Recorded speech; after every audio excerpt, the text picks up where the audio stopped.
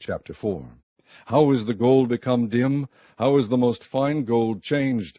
The stones of the sanctuary are poured out in the top of every street. The precious sons of Zion, comparable to fine gold, how are they esteemed as earthen pitchers, the work of the hands of the potter?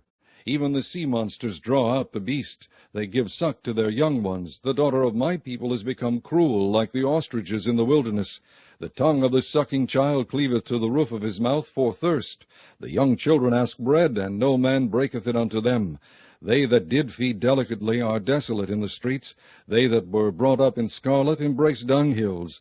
For the punishment of the iniquity of the daughter of my people is greater than the punishment of the sin of Sodom, that was overthrown as in a moment, and no hand stayed on her.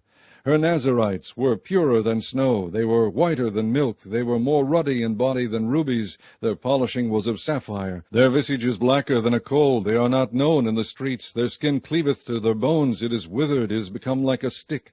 They that be slain with the sword are better than they that be slain with hunger, for these pine away, stricken through for want of the fruits of the field. The hands of the pitiful woman have sodden their own children. They were their meat in the destruction of the daughter of my people. The Lord hath accomplished his fury, he hath poured out his fierce anger, and hath kindled a fire in Zion, and it hath devoured the foundations thereof. The kings of the earth and all the inhabitants of the world would not have believed that the adversary and the enemy should have entered into the gates of Jerusalem. For the sins of her prophets and the iniquities of her priests, that have shed the blood of the just in the midst of her, they have wandered as blind men in the streets. They have polluted themselves with blood, so that men could not touch their garments. They cried unto them, Depart ye, it is unclean, depart, depart, touch not. When they fled away and wandered, they said among the heathen, They shall no more sojourn there.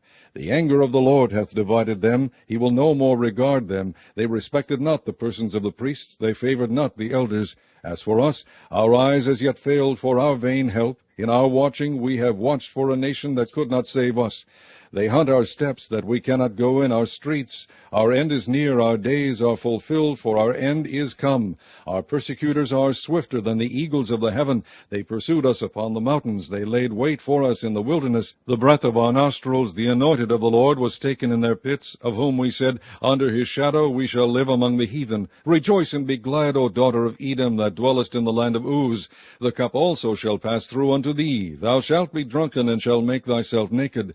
The punishment of thine iniquity is accomplished, O daughter of Zion. He will no more carry thee away into captivity. He will visit thine iniquity, O daughter of Edom. He will discover thy sins.